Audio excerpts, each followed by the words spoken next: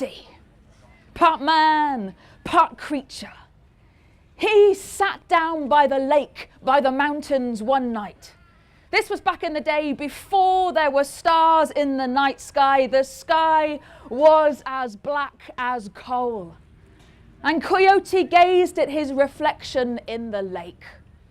Coyote looked up. And you know, sometimes at night time, you look up at the sky and you feel small. You feel that? Yeah. And you have questions. You feel small, but your questions are big. Big questions about life and the universe. And Coyote was filled with these big questions. He thought, who can I ask? Of course, the great creator. And so Coyote called up to the great creator. Great creator, tell me now, what is the meaning of life?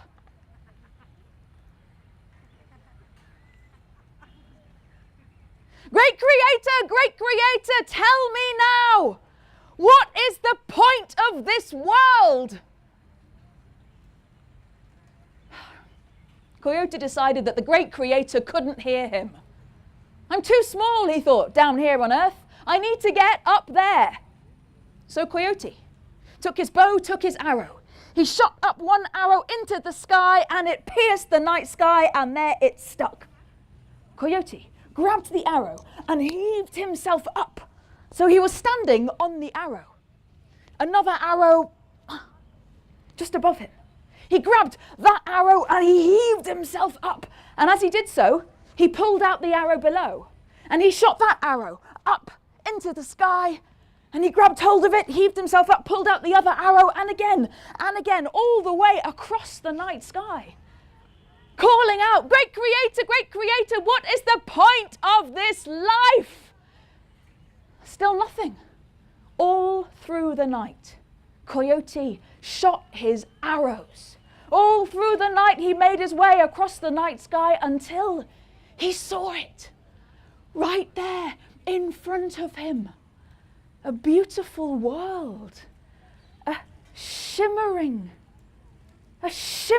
picture of lights, tiny, glowing lights. He could see strange, they looked like mountains and trees, but they were upside down. I must have found heaven, thought Coyote. And this is where the great creator lives. Here I will find my answers. And so with all of his might, he pushed himself off and he leapt into heaven and landed with a splash. Coyote swam out of the lake, pulled himself out, looked around him and saw mountains, trees. He was back where he'd started. Coyote had travelled the entire universe, the entire length and breadth of space, and now he was back where he started, and Coyote fell to his knees and he sobbed, because now there was no hope of ever getting the answers to his questions. But as he cried, Owl came. And Owl said, Coyote, you have made magic tonight. Coyote didn't understand. Look up, said Owl. You have made a picture of me, the owl, in the night sky. And Coyote looked up and sure enough, there, tiny little specks of bright light where he'd pulled out his arrows in the shape of an owl. And then Raven came along and Raven said, look, Coyote, you've made me up in the night sky. And then Mouse came and said, look, it's me, you've made me. And then the Rabbit came and said, look, you've made me too. All the animals gathered around Coyote. They looked up at the reflection, the constellations of them up in the sky. And that night, Coyote realized that in just one revolution, he had gone from being dog to being God.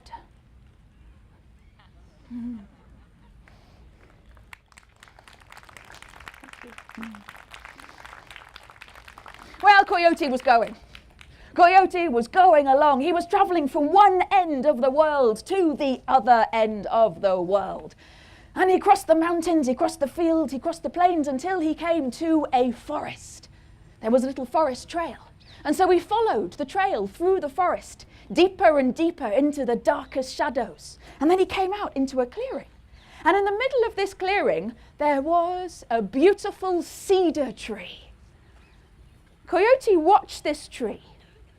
As the wind blew, the tree swayed and the tree trunk opened wide, revealing a gaping hollow inside, big enough for a coyote. The wind blew, the tree swayed, the trunk closed. The wind blew, the tree swayed, the trunk opened. And Coyote saw a game. Coyote leapt into the tree trunk, and there he sat in the hollow. Coyote called out, "Tree, close!" The wind blew, the tree swayed, the trunk closed. Thank you. And namaste. I'm going to start with a song for all the little ones, and I'm sure everyone will enjoy. Let's travel to Storyland. And this is not taking away from Giles' story about east of the sun and west of the moon, but the song goes like that. East of the sun, west of the moon is Storyland. In the Storyland, you can do anything, be anyone you dream. You can be bolder, braver and wiser. You can run like a wind, grow wings and fly. 'Cause in Storyland, you can do anything you dream. Do you believe in magic? Yes? If you believe in magic and that wishes can come true, you might find that magic will follow you, and you can make your dreams come true in Storyland.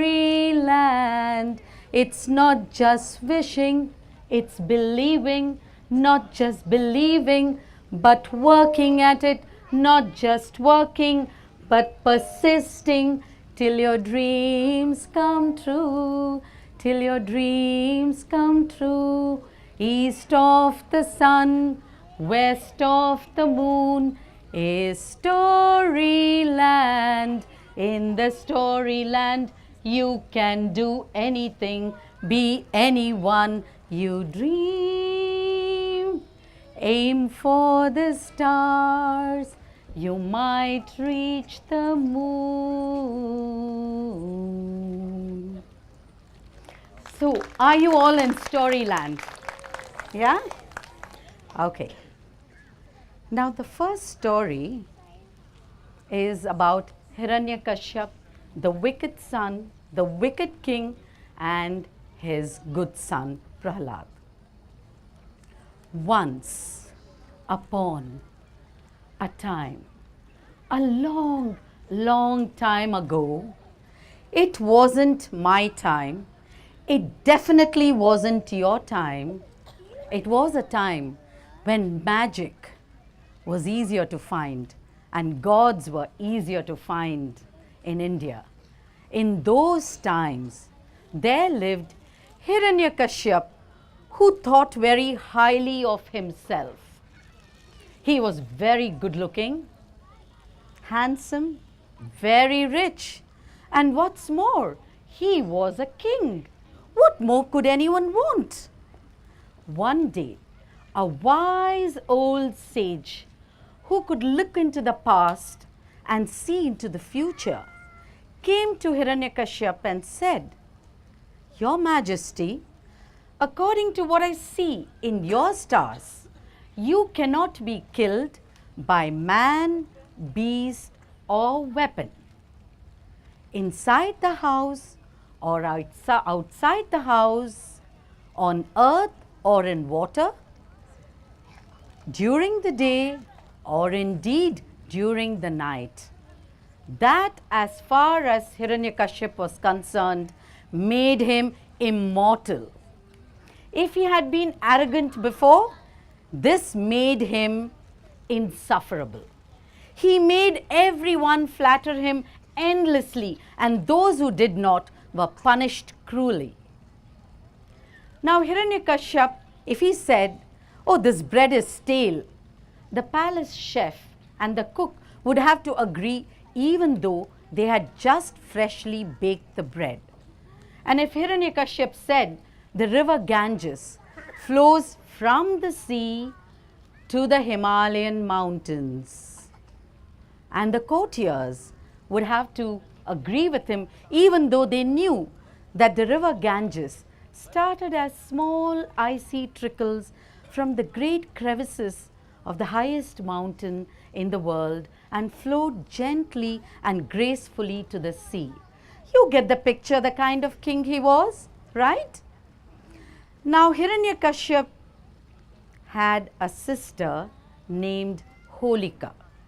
Now the same wise old sage had come to the kingdom and also given Holika a boon that the fire would never burn her. She could never die of fire. Now this made the brother and sister a formidable team. They became so vain, so proud, that they thought they were the masters of the universe. But all this changed one day when the queen gave birth to a small little baby boy whom they named Prahalad.